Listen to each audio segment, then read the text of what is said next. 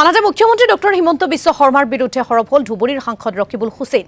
মুখ্যমন্ত্ৰী ডক্টৰ হিমন্ত বিশ্ব শৰ্মাৰ ৰাইজৰ ওপৰত বিশ্বাস নাই, যাৰ বাবে পঞ্চায়ত নিৰ্বাচনৰ প্ৰতীক ব্যৱহাৰ কৰিবলৈ সাহস গোটাব পৰা নাই মুখ্যমন্ত্ৰী আৰু বিজেপিয়ে। মুখ্যমন্ত্ৰীয়ে অসমৰ ৰাইজক বিভিন্ন প্ৰকাৰে হাৰাশাস্তি কৰিছে, যাৰ বাবে ক্ষমতা হেৰুৱাৰ ভয় খাইছে মুখ্যমন্ত্ৰীয়ে।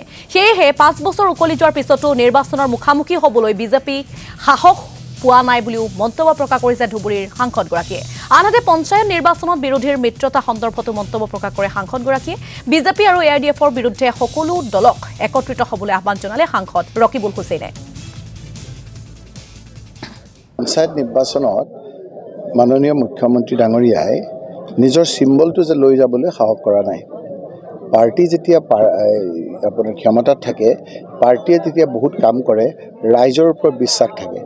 হিমন্ত বিশ্ব শৰ্মা মুখ্যমন্ত্ৰী ডাঙৰীয়াৰ আজি ৰাইজৰ ওপৰত বিশ্বাস নাই, আৰু সেইকাৰণে তেওঁলোকে নতুন আইন প্ৰণয়ন কৰি ৱাৰ্ড মেম্বাৰ আৰু পঞ্চায়তৰ সভাপতি এই কথা বতৰাবিলাকত নিজৰ চিম্বলটো লৈ যাবলৈ সাহস নকৰি তেওঁ নিৰ্দলীয় খেলিবলৈ আৰম্ভ কৰিছে। আৰু এই গোটেই ব্যৱস্থাটো এটা অগণতান্ত্ৰিক হৈছে। 5 বছৰ উকলি যোৱাৰ পাছতো আজি নিৰ্বাচন কৰা নাই। মুখ্যমন্ত্ৰীয়ে ভয় খাই আছে, তেওঁৰ অত্যাচাৰ বিভিন্ন মানুহক বিভিন্ন ধৰণৰ যিদৰে ঠগাইছে।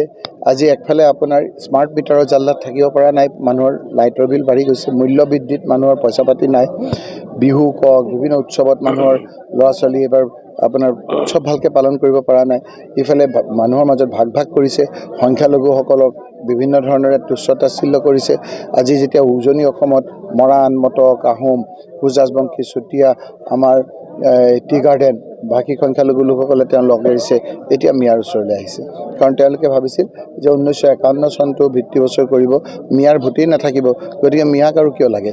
এতিয়া যে 1971 হ'ল, যেতিয়া আপোনাৰ অসম চুক্তি মতে আমাৰ NRC মতে সকলো ইয়াত থাকিব, এতিয়া তেওঁ যি মিয়াৰ ভোট নালাগে বুলি কৈছিল তেওঁলোকৰ ভৰিত পৰিবলগীয়া হৈছে। গতিকে মুখ্যমন্ত্ৰী ডাঙৰীয়াই ইকুলো হেৰাইছে, সিকুলো হেৰাই এতিয়া ব্যাকুল হৈ ঘূৰি ফুৰিছে।